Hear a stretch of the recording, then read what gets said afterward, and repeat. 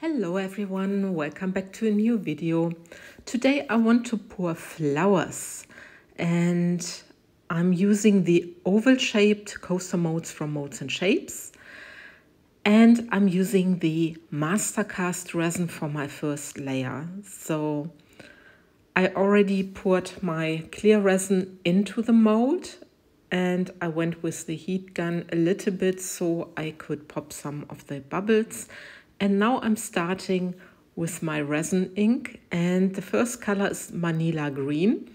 I just drop it into the center of the mold. And then I'm taking the grape purple, I think is the proper name. The Mastercast or all the resin I'm using and the ResinInks are from Etter or from Etter Art. If you're in the US, you may want to check out for the ResinInks and for the resin at Laura's Art Corner because she has the octopus ResinInks and they are quite similar to each other. So there's no worries to use them for the States. And now I have here my white mix and I just added some of the ResiTint Max Titanium White into my resin, and that's it. I didn't put any other color in there. I just wanted to have the natural pigment paste color. And I also have this from Etter Art. And now I'm just doing the spiral. And I don't want to fill my mold too much with the flower because I still want to do a back layer. So I'm just going around and I'm doing this with all the 4 coasters, as you can see. Like I said, the coaster mold is from MoldsandShapes. I will link MoldsandShapes and also Etter Art into my description box. And there are the promo codes. Just feel free to check it out. And again, the spiral.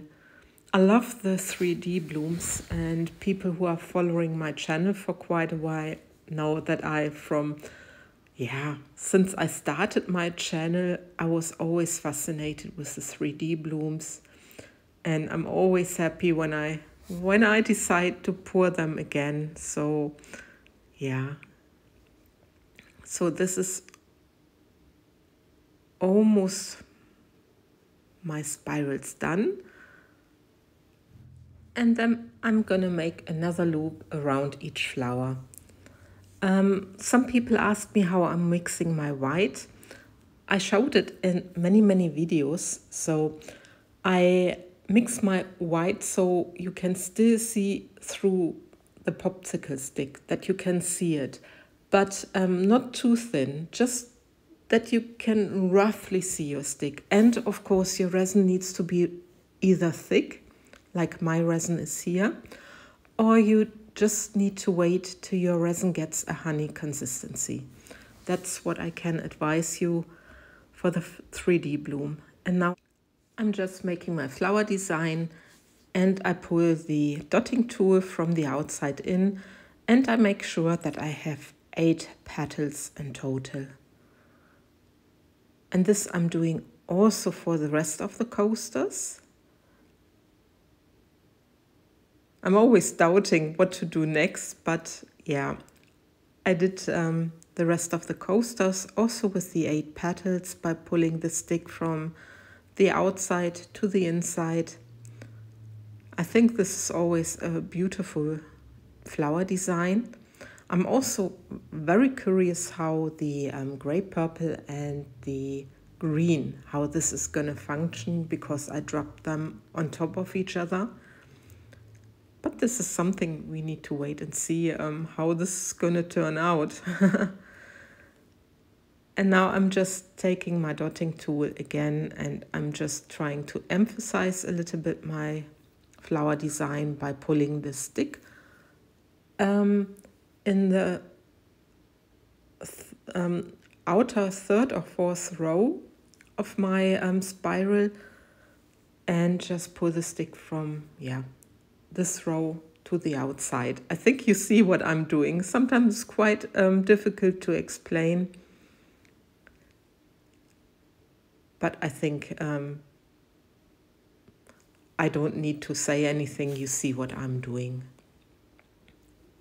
And this I'm doing now for the last one, or almost forgot the last one. First I'm doing the swirls, and then I saw, oh, I still need to do the last one. Sometimes it happens, you're so busy with yourself that you just forget, and yeah, luckily I saw it. And the last swirl, and now a quick torch here. Please always be careful using the torch that you are not burning your mold or your resin. It would be a pity. And yeah, this is my flower design done. And I'm just taking you down for a close-up in a second. And look at these. I'm glad that they didn't spread out too much because, like I said, I want to do the back layer, and when the flower is too dominant, you don't see anything from the back layer. So I'm glad that they didn't spread too much. But they are looking quite promising, so I'm very positive, and I know I can go further with my back layer. And what I'm doing now, I'm mixing colors. So I will put a resin ink into my little cups. First, now I need to check which one did I use first. The grape purple, okay. Just a little spritz. It can be rather intensive, that's no problem at all. And in the second one, the manila green. So I'm just mixing them.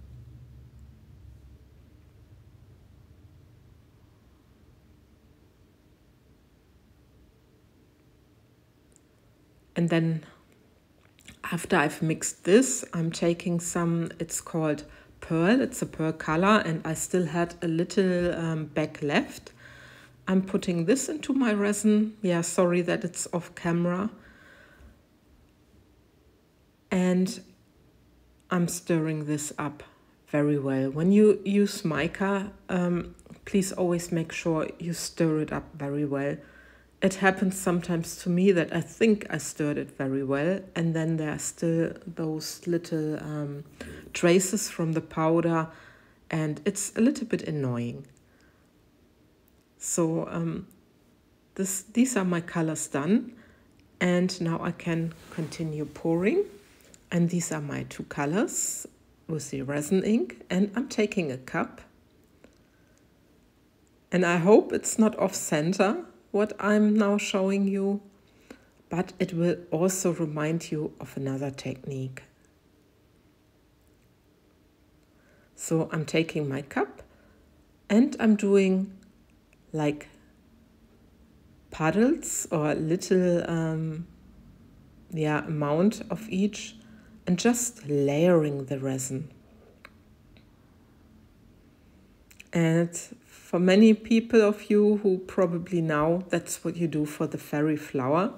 But I thought, you know, maybe it gives you a nice different effect in the background for the crackle effect, because I wanted to achieve the crackle effect in the background using these colors.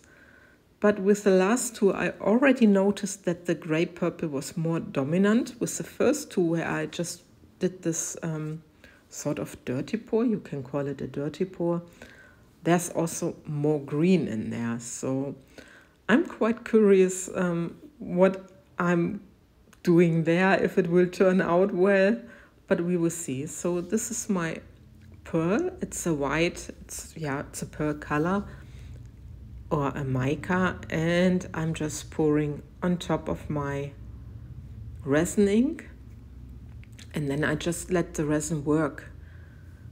It just needs to work its way. And for this back layer, I used the Ultracast resin, and this is a medium viscosity resin, and I can achieve very beautiful designs with this resin. And yeah, You can also already see that the mica is pulling down and that the resin ink is getting pushed to the top. I don't know if you can see it. I can see it. But now I'm just also showing you a tiny time lapse so you can proper see it. And I'm always fascinated about what resin does. It's like it sucks. It sucks to the center, I always say. So next day, 24 hours later, because the Ultracast needs 24 hours, and it's a thin layer, so I really waited so long, and I can demold. You can also see at the edges that the mica went over the edges, if you know what I mean, because you can see it. I'm very, very curious how these flowers turned out, but as you know me, I love playing with the backgrounds also, because I think this gives it a little bit a different look. And look at these. I'm so happy with the background, and it matches the flower in the color. I'm very, very happy about it, that I also kept with the same color theme like I did for the flower. I had to touch it again because I was very, very happy with the outcome. And the next one, and look. There are the shades of grape and green in the crackle effect, and it's beautiful. I'm sure I will be playing with this again, but I need to wait for my Ultracast to arrive because I ran out of this resin. But look at that. Here it's more dominant with the grape. You have only hints of the green, and the same now with the fourth one.